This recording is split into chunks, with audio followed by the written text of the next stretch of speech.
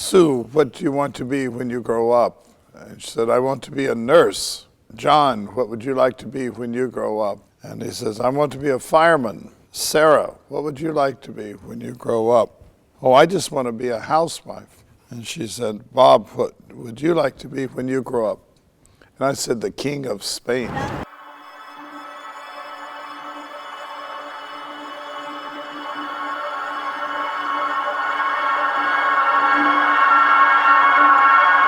I was 12 years old and I went to Natchitoches, Louisiana, visited a plantation, and I met an Afro-American woman who couldn't read or write, and she was a painter, and she painted the plantation life and the rituals of the Afro-Americans, and I was totally fascinated by her work. She was recording a way of life, not in words, but in pictures.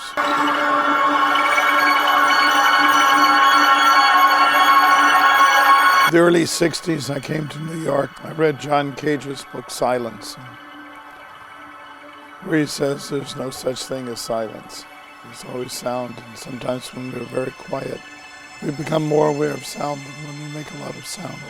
That came a kind of framework in which I could think about many things, about how to live life and how to look at something, how to see something, and it had a profound influence on me.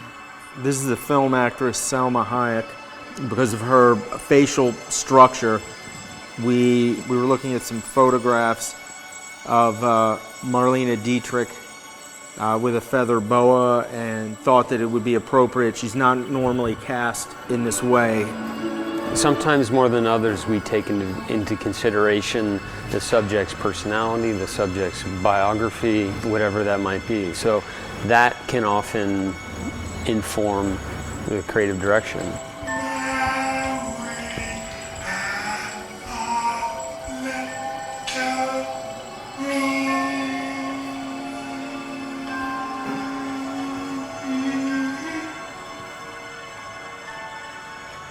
This is the African-American performance artist, William Popel. His practice mainly revolves around race relations and the position of blacks in America. We really kind of collaborated with him on this piece. It's a little bit similar to a work that he did, but completely different on the other hand.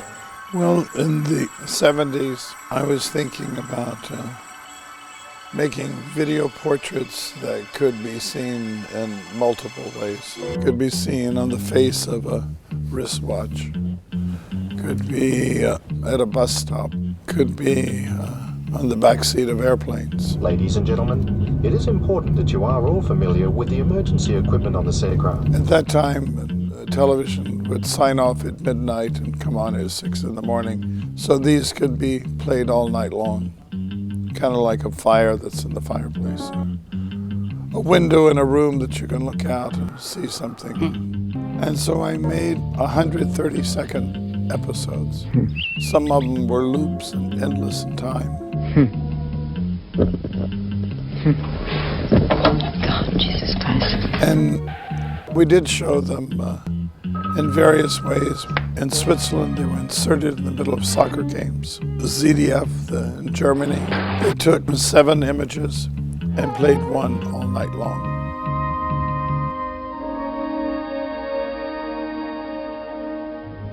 We had them at the Centre Pompidou at the head of the escalators, and we put them amongst the paintings. In Japan, we put them on subways. And then some years later, was approached by a group of people to produce high-definition video portraits on flat screens. I was immediately interested, and the technology then was much better than when I made mine in the mid-70s. So this is Brad Pitt.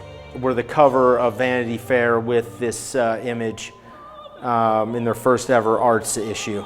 And it's one of the more iconic images of the portrait series. So the video portrait project began really in 2004, and it's an ongoing series that we to date have shot about 50 subjects. And of those 50 subjects, we've edited close to 200 unique variations of all of those portraits. These portraits are shot in high definition and shown on plasma screens. So you can get really a very fine detail that I had not been able to get with the video portraits in the 70s. It's really those histories crossing that get us to the point where we can have high definition image that from a distance might look like a photograph and can play 24/7 without a black frame, without a start, without a stop, without a technical breakdown. And that's kind of where we are and why we can, you can place these in collectors' homes or in a museum as a living work of art.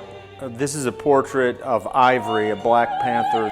The panther was not restrained in the studio by any kind of leash or chains. So it's all about stillness. This is what Bob Wilson's theater is about. Kleist, the German author, said, a good actor is like a bear. He'll never strike first. He'll wait for you to move.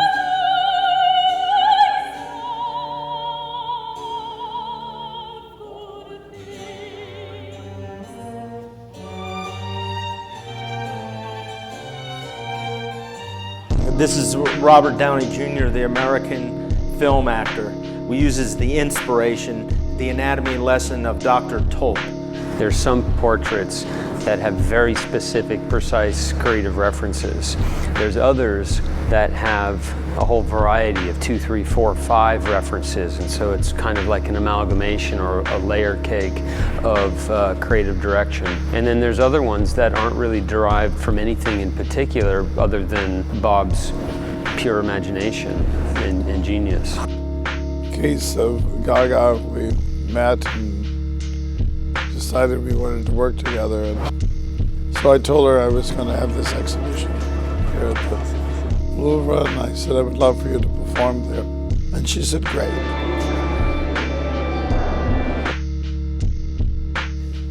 So then we made portraits based on paintings from the museum, and then she said to me afterwards, what are you going to do with that portrait? They're hanging upside down and nude. I said, I'm going to put it in my bedroom. She said, I like that.